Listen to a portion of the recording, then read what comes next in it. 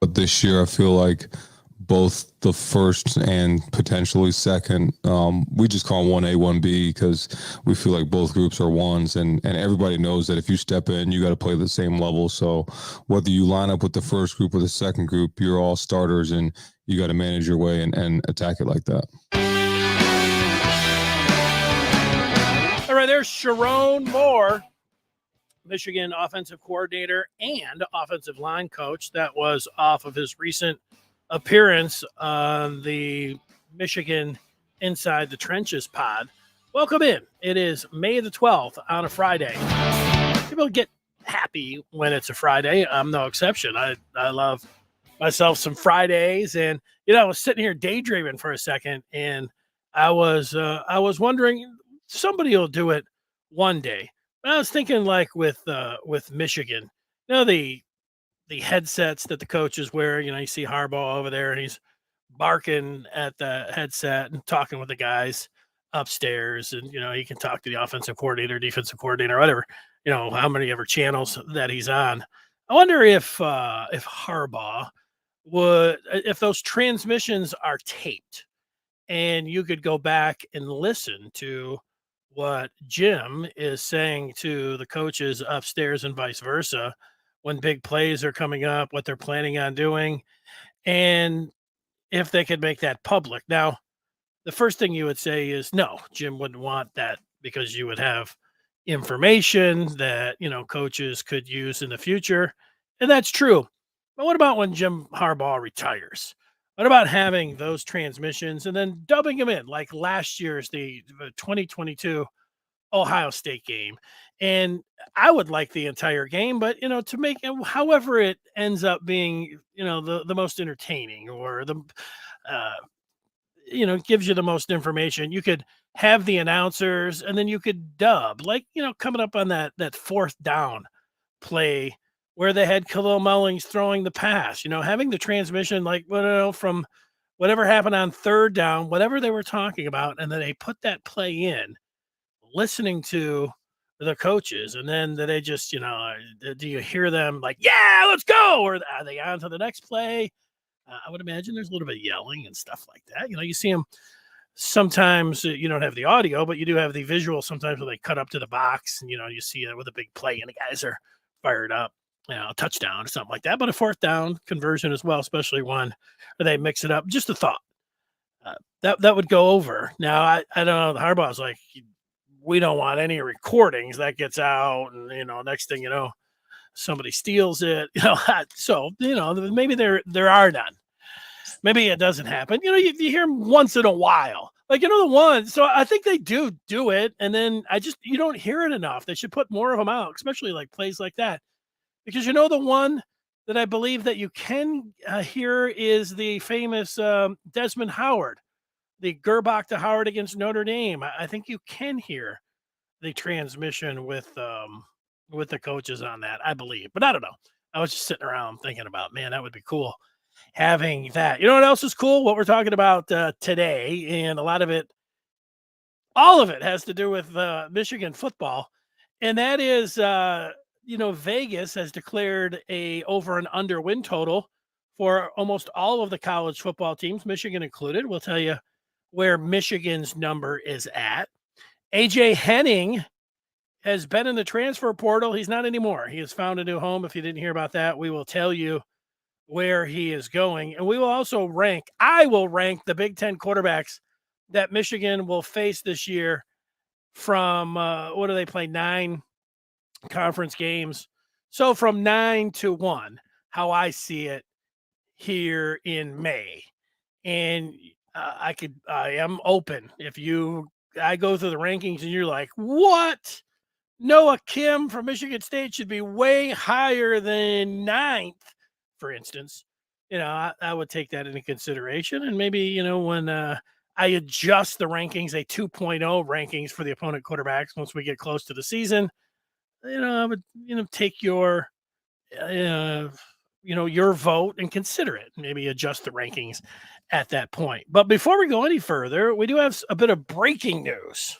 really creative things. And that's not the breaking news sounder. It used to They be. are special talents. Sherrone Moore. I erased the breaking news sounder. Well, this will have to do. There it is. We have an announcement forthcoming tonight from a Michigan target in recruiting. If you like recruiting, and you know Michigan is number one right now in the team rankings in 24, they are ready to pick up, they being Michigan, number 17 potentially tonight with Cole Sullivan, a linebacker out of Pittsburgh, Pennsylvania. Sullivan is going to make his announcement at 7:30 tonight, and you can see the future cast. I'm ready to put like my own forecast in.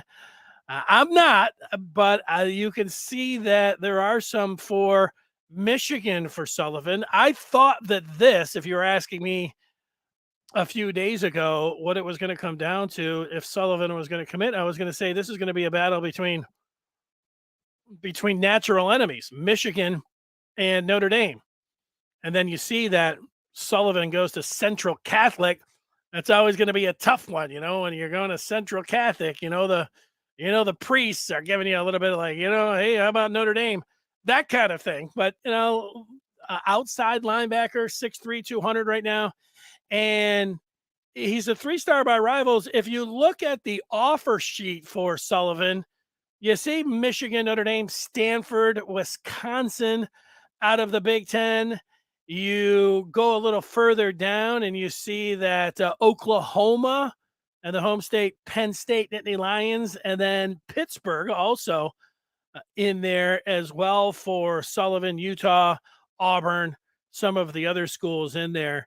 Must be pretty good. I'm just saying academic-wise because you see Pittsburgh in there, you see Northwestern, and Michigan and Duke, Stanford. Those are, from what I understand, fine academic institutions. And so something to keep an eye on tonight with Michigan is that they might be adding to this upcoming class on the defensive side with Cole Sullivan. So good luck to Michigan. Good luck with Sullivan on making his announcement. Now, when you get to the quarterbacks that Michigan, I didn't look at the non-conference QBs. I would probably, without knowing much about East Carolina, UNLV, and BG, I'm not thinking that any of the three QBs that are going to be starting, it could happen that they could be better than QBs that Michigan will face in the Big Ten. And maybe I'll look at that in the summer. But I just went with the Big Ten. It was hard enough. And you'll see when you look at these Big Ten quarterbacks where Michigan and the opponents that they're facing and ranking them, it can be a little bit difficult of a job. But I did it. I started out at number 9, and I put a transfer from Tennessee named Taven Jackson. Now, there's a freshman there. There's a quarterback battle. They haven't announced that Jackson is going to be the starter. I'm thinking that he's going to be, though. 6'5", and he's a transfer out of Tennessee.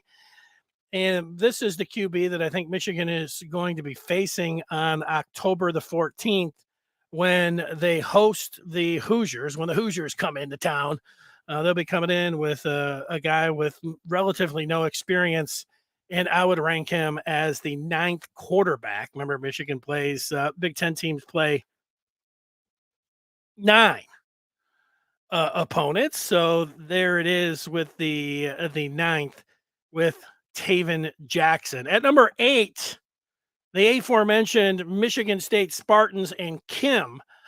Now they lose their starter in Peyton Thorne, who went to Auburn, and Thorne had started there for a couple of years. 3 years in a row. Kim has been around for a while up in East Lansing, but you can see his career numbers, 14 of 19. That's it. He's thrown 19 passes in the 2 years there for 3 TDs. I remember who was skunking him? I think it was Minnesota. It was one of the worst games.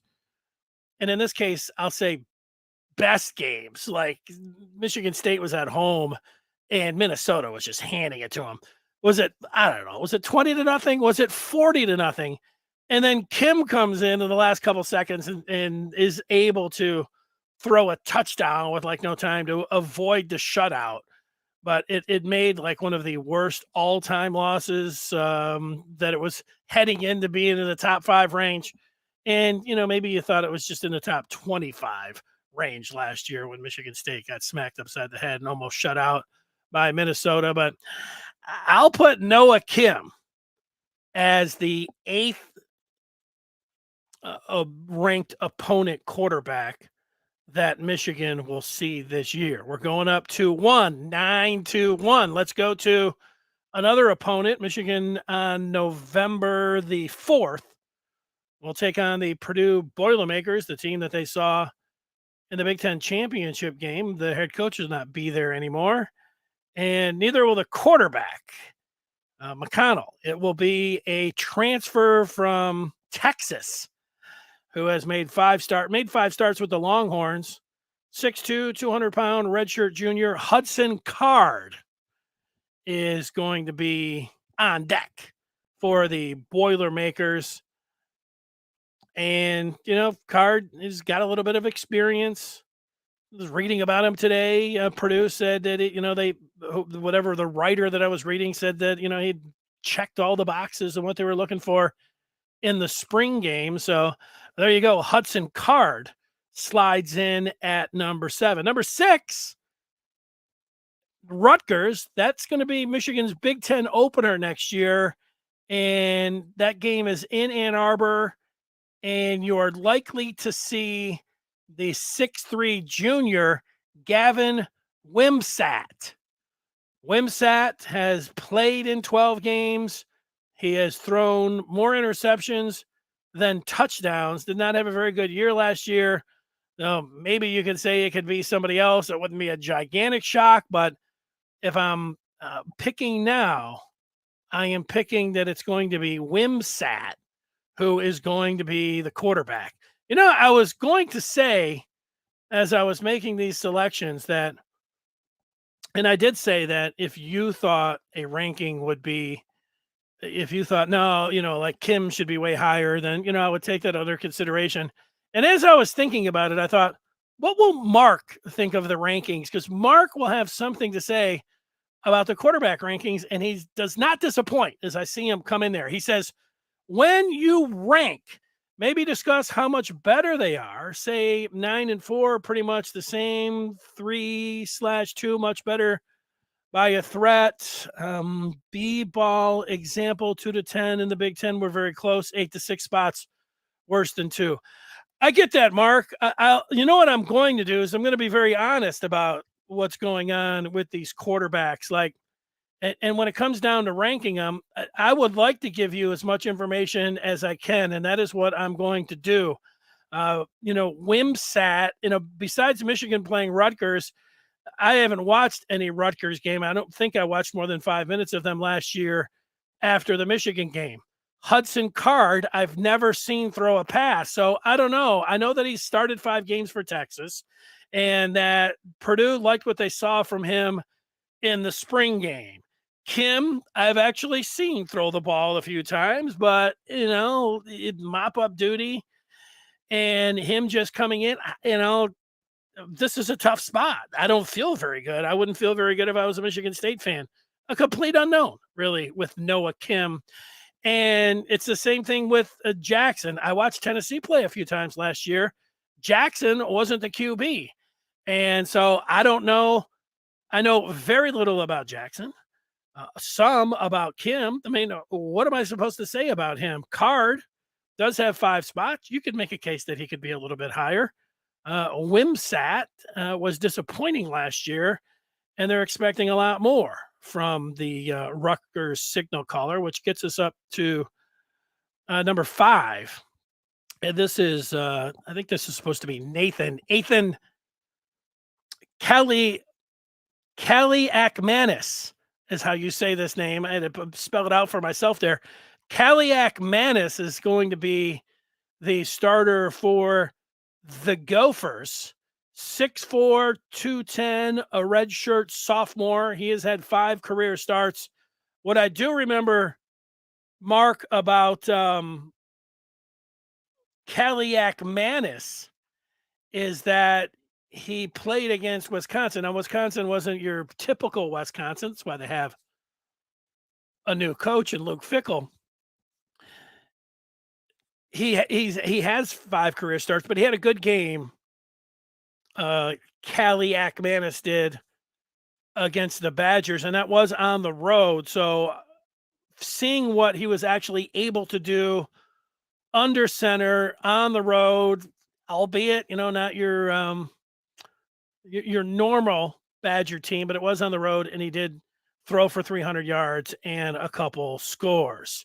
Mark did see Card come in for Ewers and has a high ceiling possible. I'll buy that. And Purdue, are they going to have the same all-out passing game, that they had last year? So you want to make a case. Like I said, I think you could make a case for Card being higher. I went with Jeff Sims from Nebraska at number 4. He is a transfer. He comes in from Georgia Tech. This is the quarterback that Michigan will face that has the most experience under his belt. He has played in 25 games. He's thrown 30 touchdowns, 23 picks. It's not the kind of split that you want from a QB. He's also rushed for over 1,100 yards and 11 touchdowns. So he's a dual threat, and he's got some size to him. What's going to happen there with Matt Rule? And this is going to be Michigan's first road game of the year at Rutgers. They will take Sims. And Jeff Sims, I put him at number 4. And then at number 3, I'll give you the top 3 once I tell you about the Maize and Blue review. That's where I work. That's who's presenting this podcast right now, the Maize and Blue review. We're a part of Rivals.com. And I invite you to join us every day, all night at Michigan.Rivals.com. You join up. You want to know about recruiting, football, basketball, the portal, both sports, Olympic sports. It's all there. The conversation's there, the features, the recruiting news, up to date, and some fine gentlemen and excellent writers and personalities. Join up. Go to Michigan.Rivals today. We will see you on the Den. That's the posting board there. Look forward to seeing you. All right, Mark and others, let's get to the top 3. Top 3 quarterbacks that Michigan will face this year. At number 3, Drew Aller. Now, Aller, watched him in the spring game, and we saw him a little bit. You could at least just take a look. And he was pretty highly regarded coming out of high school, landing there in Happy Valley. He's got the size. He's a big kid, 6'5", 243. He came in and threw a couple passes last year for the Nittany Lions when Michigan was smashing the James Franklin squad. 5 for 10 for 37 yards. But I would put Aller at number 3. In terms of the opponents that Michigan's playing. And here's Aller, hasn't played a whole lot. That's kind of the theme. If you're looking at the quarterbacks, you've got a lot of transfers and guys that really haven't played a lot of college football and majority backups. And, it's not like a who's who when you're sitting around looking at the opponent quarterbacks. Doesn't mean that they can't be tough, that some of these guys, Aller might be a future star. I'm just, really, it's not like an opinion. That's just facts. Transfers and guys that haven't played very much. This guy has played. Talia Tagovailoa, Maryland. I put him at number 2. He wasn't all that hot, if you recall. Even though the game was close against Maryland last year, and the Terps had an opportunity. It was a 1-score game. It ends up being 34-27, but Talia, I don't know, did he get hurt late or did he get pulled? Maybe a little bit of both, if you can do that. 20 of 30 for 207 yards, a touchdown, and 2 picks. And you say, wow, this is the guy. He's a gunslinger. Talia is. I do think he benefits from having his brother be such an outstanding quarterback at Alabama, now in the pros with the Dolphins. They kind of think like, hey, it's the runs in the family kind of thing. But if it was just based on what you saw from Michigan last year, you might have him a little bit lower. But he does have the most experience when you're looking at all the other QBs, certainly in Big Ten play. And the one game, Mark, when he said, I didn't watch Maryland play a lot of football, maybe a little bit against Michigan State. And when I said, I guess I watched Rutgers because, I did watch Rutgers play. Sometimes, I catch most of Michigan State football games, unless they're playing exactly opposite of Michigan. Then I might miss it because I don't tape all their games. I used to do that. I don't do that as much anymore. But Talia, I saw play against Michigan State. I also saw him play against Ohio State. He actually looked pretty good. Maryland looked pretty good against Ohio State. So did Talia last year. And that's why I have Talia Tagovailoa at number 2. At number 1, I'll put Kyle McCord. And I'll take the criticism if you're saying McCord's done nothing, in his 2 years at Ohio State. And you're exactly correct in saying that. Because you say, well, how could you put him number 1? I don't know. He's, is it stupid to have him as the highest probability player to win the Heisman Trophy out of the Big Ten in college football? Maybe. But what people are looking at, and what I was looking at, is he was extremely highly regarded by rivals. He was thought to have been the better quarterback coming out. At least he was ranked higher than J.J. McCarthy in the same class when I looked at it today. So he was targeted by Ohio State. He has been there in Columbus for a couple of years behind Stroud. And, he's not wet behind the ears that way. He's been around for a couple of years. And the other part about it, and, does this go to, what kind of quarterback he is? Not totally, but he's got great talent around him. He's got not just one All-American in Marvin Harrison Jr., but he's got 2 All-American. He's got the 2 best wide receivers in all of college football, in Ibukwe and Marvin Harrison. That's got to help.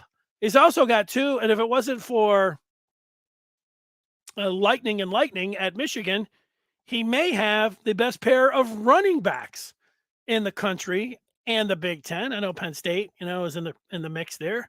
Those are tough, and some of that might be splitting hairs, but he's got 2, I'll call them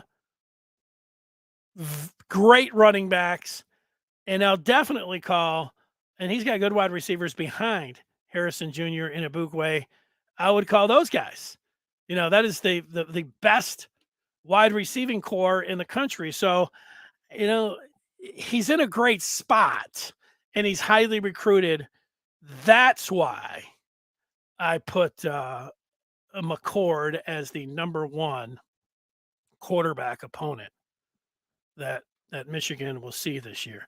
Now, have at it. Like I said, when you do make lists, they're made for people to say, you're an idiot, or to say that, or say, I disagree. I would put, it is subjective when it comes down to that. Mark makes a point saying he's astonished how Penix and Martinez went all conference, all American, leaving the Big Ten. Anybody look like that? Yeah. That is surprising. I liked Martinez. I thought he would be a little bit better at Nebraska. I loved Penix. So, Penix, it's funny, guys play hurt sometimes. And I think that's what happened with Penix, because when I first saw Penix at Indiana, I don't know if it was the first game, but it was one of the first games. I don't watch Indiana a lot. I left thinking, this guy's a pro. This guy throws the football like Steve Young. Like, this guy's great. He's going to be a pro for sure. This is a future first-round pick. And then, I don't remember if this is exactly how it went, but he got hurt. But he still played, but he didn't look good. And they had some pretty good wide receivers there and a decent tight end. And then I was thinking, actually, and I know I wasn't the only one, kind of people a little bullish on Indiana. And then they they flopped, and everybody's like, "You're stupid for thinking that Indiana was going to be like a surprise team or something." And I was like, I thought Penix was pretty good. Well, he was pretty good. So it happens like that sometimes. You know what I'm saying? Mark is making another point. Sitting behind Stroud, you sit. So OSU could have known who knows what. But for those receivers and offense, I'd wait and compete too. Will Manning hang with Texas? I doubt Ewers is NFL ready. Well, the one thing about Quinn Ewers and Arch Manning is that Manning didn't look like he was ready to compete as a true freshman. What you saw, as a spring game, kid should have been in college. But, watching Texas last year when Quinn Ewers was healthy, especially in that Alabama game, if you watch Quinn Ewers play against Alabama, you came away impressed. And then he got hurt with his shoulder. I mean, Texas was on their way to upsetting Alabama in that game until Ewers got sacked and, hurt his shoulder, separated his shoulder or whatever it was. He looked good. And Texas has got a ton of talent. Xavier Worthy. And they got a few different transfers coming in there. Sark at the controls is an offensive guy. Ewers really could be, could be that guy for the Longhorns. And so, what would, we think? I think about Texas a lot in terms of next year because the Longhorns are coming in and they're going to be playing in Ann Arbor on September the 7th of 2024. A date that I do have marked down and burn. Maybe I should get a big tattoo across my head that says 9/7/24, Michigan versus Texas. A non-conference game for the ages for the Wolverines. Will it be Ewers? Will it be Arch Manning? Who will be the Michigan quarterback? Will I be at that game? Will you be at that game? Will Antoine be complaining that Michigan has to play a Power 5 team in the non-conference after winning a national championship? Probably. We'll see. Cody, you're right. Lots of weapons for McCord, a 5-star backup, and a guy that was backing up the number 2 pick in the draft, groomed. OSU quarterback history recently is excellent, not a risky pick. Oh, well, thanks, Mark. I appreciate that. How much, when you have a program that has had success at the quarterback position, I don't know if it doesn't frustrate me. I think people blanketly, they make blanket statements about quarterbacks, and like they did with Stroud. Like Stroud will suck because Ohio State quarterbacks that have gone to the NFL suck. Is it really? I mean, there might be a little bit of some truth to that. I know that there's some people that say, well, it's just a one read, or, they're getting their information from the sideline. So that's the big thing. And, and that's, I don't know. I always looked at it as, like JT Barrett was never going to be a as outstanding of a quarterback that he was at Ohio State. He was never going to be that pro quarterback. He just didn't have that arm to sling it all over the field. And so, but if you have the coach and the system and everything, like, I'm with you on that one, Mark. Jason says Scott Mitchell had a lot of weapons too. How did that turn out? Jason, it turned out pretty good. It turned out pretty good for Scott Mitchell. Scott Mitchell was pretty good. I mean, Scott Mitchell he probably didn't throw for 5,000 yards. Guys weren't throwing for 5,000 yards back then. But Scott Mitchell's first year with the Lions, he was pretty good. Threw for 4,000 yards. Threw for a lot of TDs. Scott Mitchell's problem wasn't that he had a lot of weapons. Scott Mitchell's problem, it wasn't that he had Barry Sanders and Herman Moore and Brett Perriman. Scott Mitchell's problem is that he wasn't tough. And you play football and you're not tough, that's going to be difficult for you. Now, if you say that he wasn't tough, I don't believe he was tough. He shied away from contact as a QB. Didn't like getting hit. I know quarterbacks don't. Nobody really likes getting hit, but you gotta be tough as nails. It's like Joey Harrington. Joey Harrington wasn't a great quarterback in the NFL, but you know what Joey Harrington was? He was tough as hell. They would come. Joey Harrington would like take a sledgehammer to the face, and he would stand up. Now he would check down a bunch of passes, and he wasn't all that good. But Mitchell was all right. He just wasn't tough. And I'm not declaring that McCord is. I'm just ranking the QBs. Who you putting in there, Jason? You put Tungavailoa? You could be there. Richard talking about inexperienced backups. Cody asking a question about the quarterback room if JJ leaves after this year. Well, it's an interesting question, Cody. Based on what I saw in the spring game, there's 3 quarterbacks that I think you can make a case for. You can make a case for Davis Warren. It really looks like he can throw the ball. It looks like he's got a Big Ten arm and the ability to get the ball down the field. Alex Orji is very interesting because he throws a pretty tight spiral and he's a dual threat guy. So he makes it very interesting. Now, Tuttle's out of the picture, I believe. He is a grad transfer, so I believe he's out of the picture. So we're talking about Davis Warren, who's got a Big Ten arm and can throw it all over the place. Mr. Intrigue in Alex Orji, and then Jaden Davis. I guess we'll still put in Jaden Denegal in the mix there, but right now I'll just concentrate on those 3. Oh, can Davis Warren protect the football? Oh, what we saw in the spring game, a little turnover happy. But he does have the arm. When you're talking about a true freshman hitting the field right off the bat, and look, Trevor Lawrence didn't play from game 1. There have been a few that have played from game 1 as true freshmen, but what are we talking about? Thoughts on the quarterback room? Well, these are my thoughts. They've got 2 backups that will be in the mix I would think in Orji and Warren, and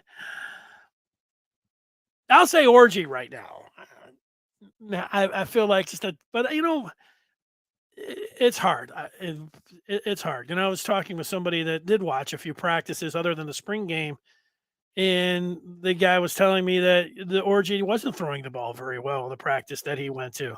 Now, he threw it pretty well in the spring game, and he ran it pretty well, and Warren was turning it over, but made some nice throw. And this guy was saying, he was really showing off his arm in the practices that he went to. So I don't know. So sometimes I say Orji, sometimes I say Warren, and then you'd like to say that Jaden Davis would just come in and he would be the starter right from the jump if JJ goes pro. Those are my thoughts. As incomplete as you might not like it. First base, talking about Ryan Day. And we know that Harbaugh caught him third base, but he is actually going backwards, not heading home. Second base, you can make a case, but he's over on first. OSU cast off Burrow, wins the Heisman. Quarterback in the Big Ten is a hard job. Ask Patterson. Excellent point, Mark. Mark, you're making it's not like every day you don't, or whenever, how often that you join us. You do make excellent points. That's an excellent point. Gary says Maryland has Josh Gaddis as their offensive coordinator. How will he do? Well, let me take a consensus of Michigan fans, how they think Josh Gaddis will do. Terrible. Michigan fans think that Josh Gaddis woke up on third base. And then he got to second base with a couple of recruits. No, I don't know. I think Josh Gaddis is all right. Josh Gaddis is a pretty good offensive coordinator. I think he's let his I think he's done some things off the field, which has affected him as a coach and some of the decisions that he has made. And then I also think that he has not played the politic, if it's politics or if it's just being I'm gonna say a good person, like when you're in a business, he's burned bridges. He burned bridges with Michigan. Like, no matter what happens, he was upset that when Harbaugh left to go to the pros for 24 or 48 hours and the succession plan was put into place, he was upset that he was left out of that because he wasn't married. And, Michigan knew about the off the field situations with him. And he didn't like that. Like, should that have mattered? The honest part about being a head coach somewhere is, yeah, you got to be great as an X's and O's guys and a communicator and a recruiter and all of those things. But to be the front man for a university, you're the CEO of the program.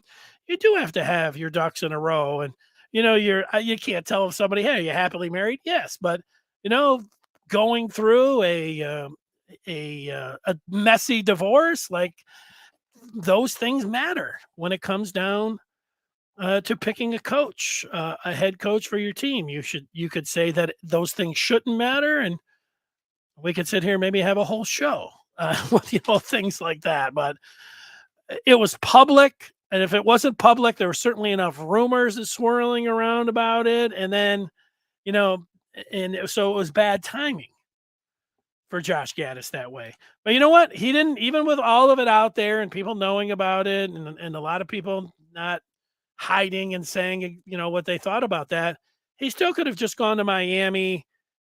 And when he was asked about Michigan, he could have said, yeah, I'm excited to be with Miami. And I enjoyed my time with Michigan, working with the coach and winning the Frank Broyles Award. He had a lot where, if I was giving him advice, I'd have said, yeah, that's the road to take. Even if when the microphones were shut off and we were sitting around, maybe having a drink, he'd say, no, son of a, he could have said all of that.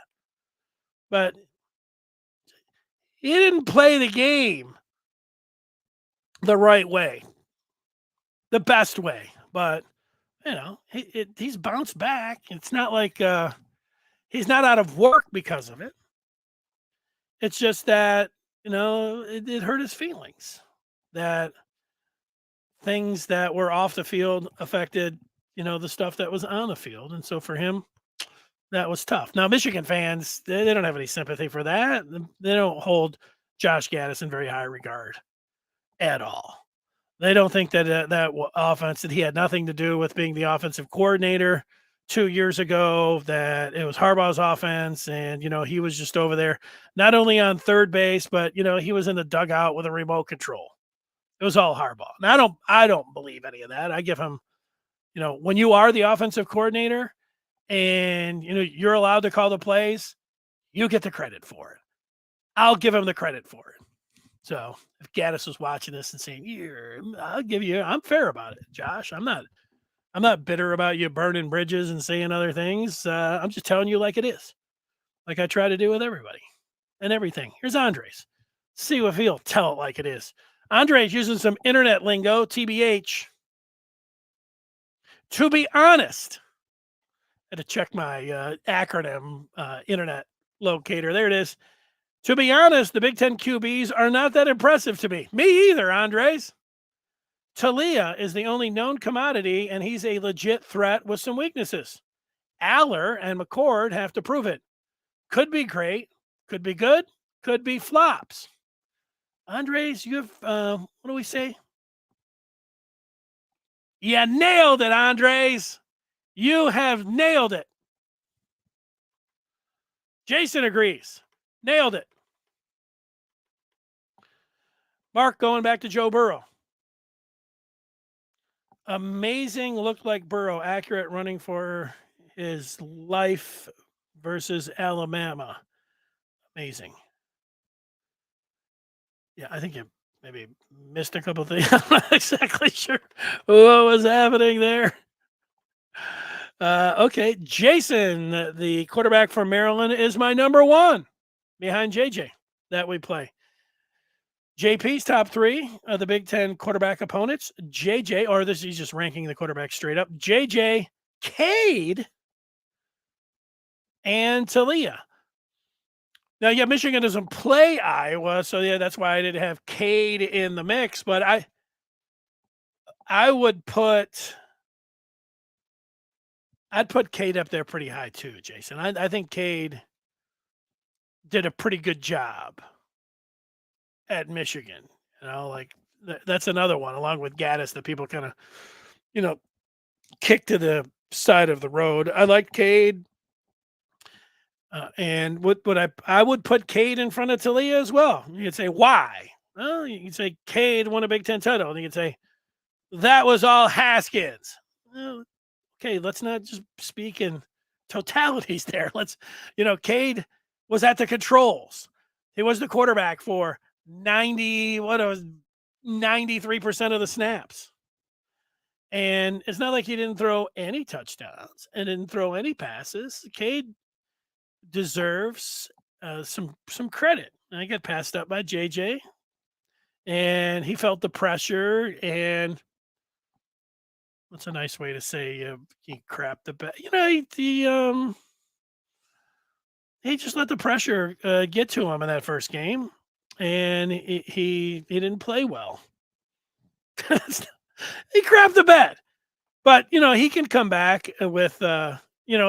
There's only one. If he completes a couple passes a game, they'll be happy. Like, whoa, my God, what is this? Oh, he's throwing the ball and completing a pass. The Hawkeye fans they'll be like standing on their feet. Whoa, amazing!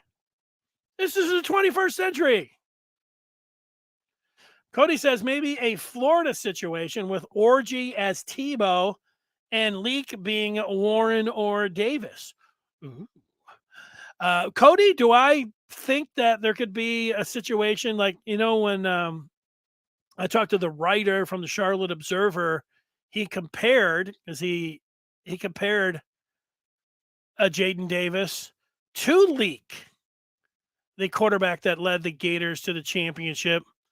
And they had Tebow would come in as a short yardage guy. So, I could see a situation like that. Leak is a pocket, looks like just to be a smooth pocket passer, and having a short yardage guy that still can throw.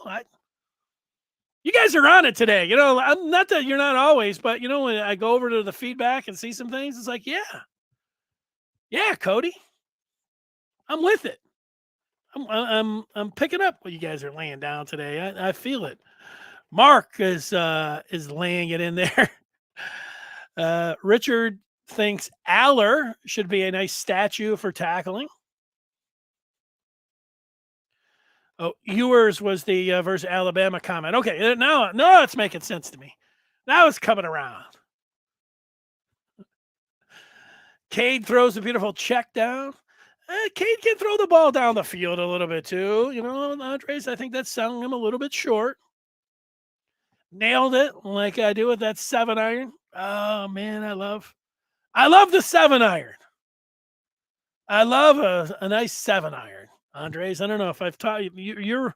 You know me. Okay, before we move on, 2 more. One is from Mark, who says he thinks Harbaugh thinks Cade is NFL, at least backup quality, but JJ NFL starter quality. Just had a bad game, and I expect he will be excellent. Yeah, well, it was Matt Weiss who said that Cade was going to be a 10-year NFL guy, and everybody's like, whoa. And, maybe Cade could be a backup NFL guy. I hear what you're saying there. And Richard McCord has the potential with all that talent around him.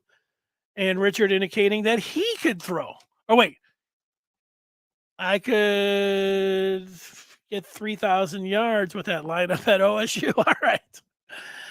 All right. Now, Vegas came out with their numbers for the majority. I was looking for Charlotte because Jim Scarcelli, the former Wolverine, joined us on Wednesday, and he said, Biff Poggies, bet the over. Take a look at that number wherever Pochi's teams come in. I didn't see anything for Charlotte. Maybe they were just Power 5 teams. I didn't look. I didn't see Charlotte, but I did see Michigan. And I did look at more than one gambling site. I didn't look at, I looked at 3 or 4, and they all said the same thing. 10.5. 10.5. Now, I thought last year, was it 9? 9.5 maybe last year? I'm not 100%, but I remember last year thinking, hammer this over. This is Michigan. Now, I don't like betting on Michigan, although, Michigan's a team I watch front to back, rewind, everything else. Maybe I should. I would think that I would know the most about them, but I've mostly stayed away from doing anything with Michigan when it comes to, putting any money on them gambling. I just like to watch the games. But I did think that last year was a dead over, and this one is very intriguing to me as well.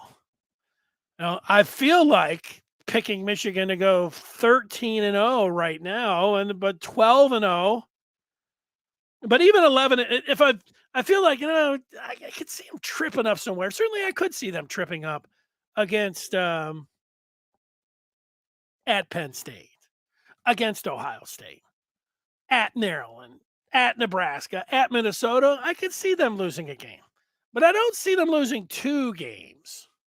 So if I had to, if somebody said, here is a big bucket of money and you have to spend it all on Michigan going over 10.5 games or under 10.5 games, what are you going to do? I'm picking over. That would be my selection for Michigan.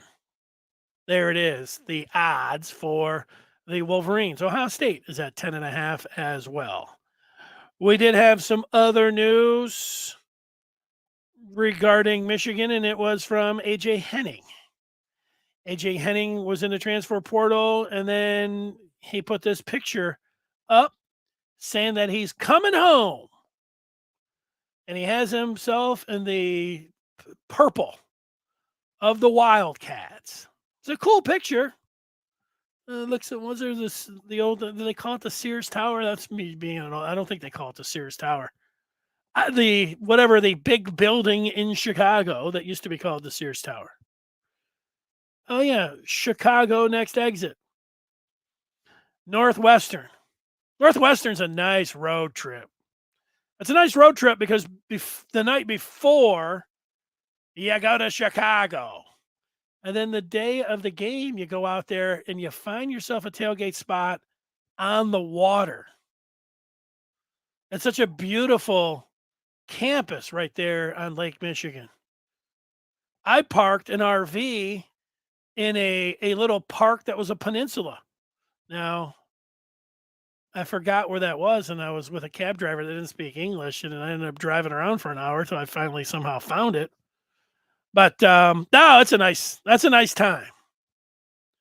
If you get up to I think they are renovating the stadium they have. I think the stadium kind of looks a little high school stadium like now, and they've got like their little props or things that you might see at a high school, not at a college game. Now, there's not fireworks and smoke and lightning and cannons being not like at the Michigan scoreboards that are as big as the entire stadium, all of that, like Michigan has. Northwestern, they run out of a little inflatable, purple bouncy house, and they play this like little cat sounder, but it's perfect. And if you sit in the press box, which I did sit one time, it's up high enough where you can look out and you can see the water. And so you just sit back there and you're like, wow, look at this football game. And you look up and you say, this is beautiful. This is a beautiful place to watch a football game. That's it. So that's where I'm at. All right, let's take some feedback, because that is where I am at from all the stuff that I've had, picking the games and, telling you where I am at. Let's get back to seeing what the people are saying. We get back here. That was Richard saying that he can throw for 3,000 yards at OSU. Cade, 50-50 ball. Throws it into the flat. He's got a wide open post. Yeah, like I said, I disagree with you on that. It'll be interesting to see how Cade works with the offensive scheme at Iowa. Hey, look, if they throw a couple forward passes, again, like for the Hawkeyes, they're going to be happy there. OSU, and to some extent Michigan, crying with a bag of preseason riches, looking at 11-2 as the floor, the horror. Yeah, I know. A couple of years ago, people would be like, you have 2 losses, you're fine. That just shows you, shows you how far they've come, Mark. 2 losses. I'll say it. 2 losses would be a disappointment. And there's Richard saying it sounds bad to him. It does. Andre says if JJ has a 50-50 ball, a slightly open post, wide open flat, rips the post while Jim prays he doesn't throw the go. Here's somebody that we talked about earlier, even though we didn't see him here. Here he is. Don't be scared to put it all down on Michigan. What did I say about? Oh, I was talking about Texas in the non-conference last year, Antoine. You can go back at the 10:04 mark and you'll find me. Your what do they say? Your ears must have been ringing, Antoine. Same thing with Blake name. The Willis Tower, but everybody still calls it the Sears Tower. Thank you, Blake. For 10 years in a row, I went to Chicago for the Big Ten coaches meeting. And for 10 years in a row, I used to think that, what's that place called? It's around even in Michigan. The Cheesecake Factory was at the bottom of the Sears Tower. And for 10 years in a row, I ate there. We all did. Like a lot of the reporters there, whatever, they were going to Chicago. And it's a pretty nice setup at the base of that building. It's a little amphitheater almost. You kind of go down there, good place to hang out. It's nice. And then I used to think like that was the place to be. The cake. But I went there a couple of years ago. It's still not bad. They get a menu as thick as a book, but I always got the same thing. There was a Chinese restaurant we went to a few years in a row. There you go.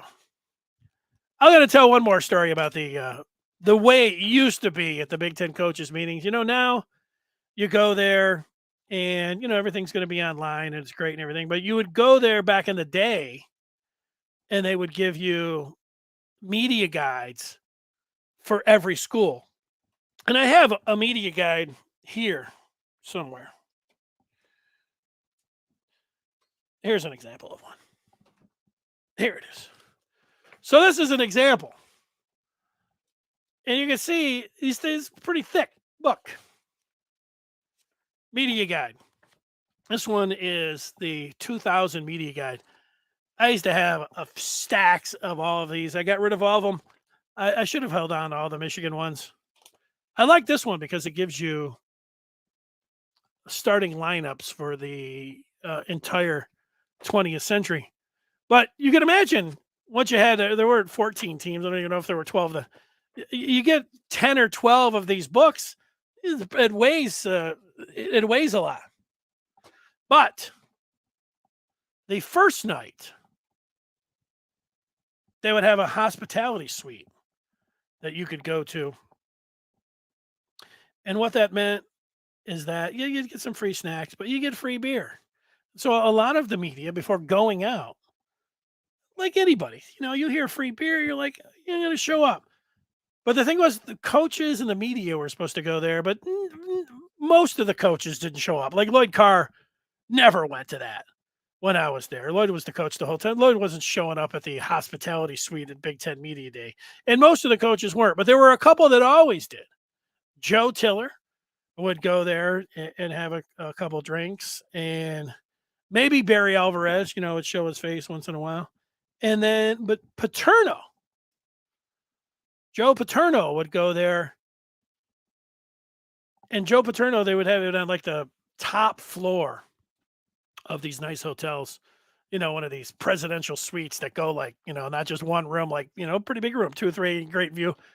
But Paterno would sit on a couch and there would be like, I don't know, 10, 20 people that would just not stand around him, maybe sit some of the spots. And then Paterno would just talk for like 2, 3 hours. And, you just fire a question. Joe, what do you think of recruiting? Talk for 20 minutes. And it's too bad, obviously, what ended up happening at Penn State, because Paterno, spun some incredible tales and was really entertaining. And, it was fun times. But, I don't even know if they have a hospitality suite anymore. But that's it. AJ's going to get a lot of kickoff returns. There you go, Mark. I wish I had a rim shot ready to go. Here's Antoine. Why did we schedule that game? I want cupcakes. I mean, I'm sorry. I'm totally sorry, Richard.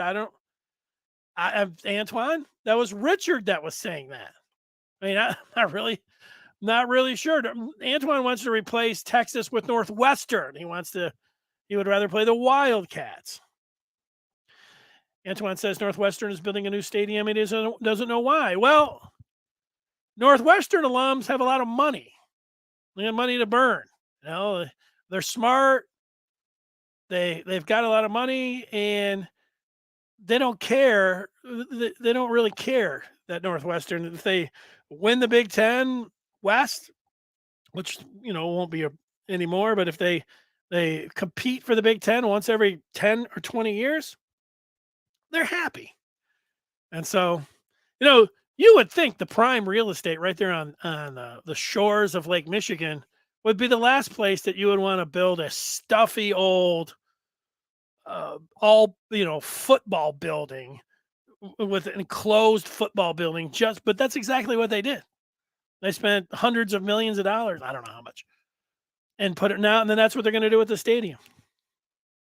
I guess those Julie Louise Dreyfus,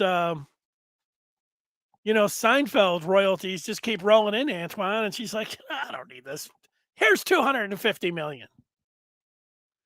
Michael Wilbon's making so much money at PTI. He gets $1 million a show. He's like, $100,000 to Northwestern. This guy's got a lot of money.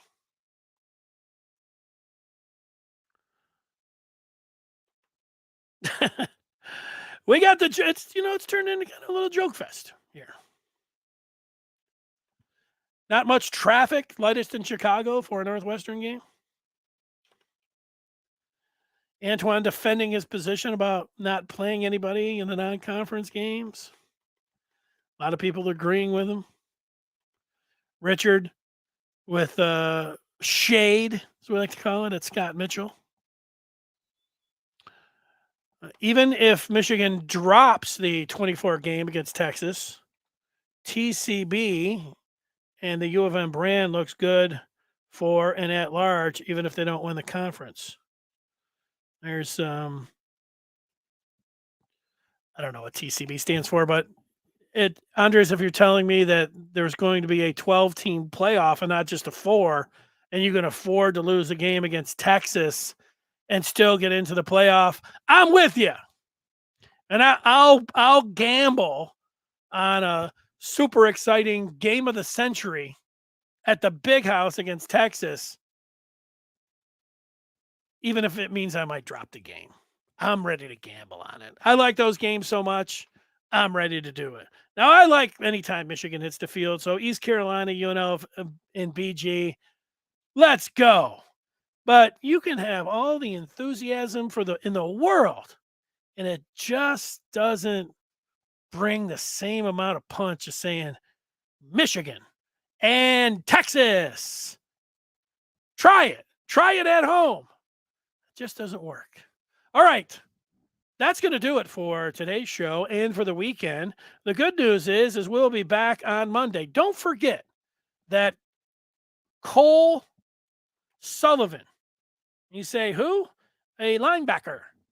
A linebacker. He's got big hands and a wide back, and he'll be making his prediction tonight at 7:30. Sullivan,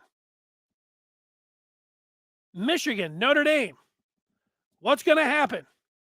College choice tonight. And remember, Antoine loves Sullivan, projected as a middle linebacker at Michigan. Likes his tape, likes his film.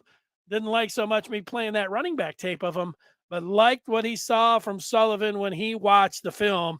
And that's going to be happening tonight at 7:30. So you got that to look forward to. And then we'll be back with you at 1 o'clock coming up on Monday. Until then, everybody have a great night and great weekend. And we will, for the third time, talk with you on Monday at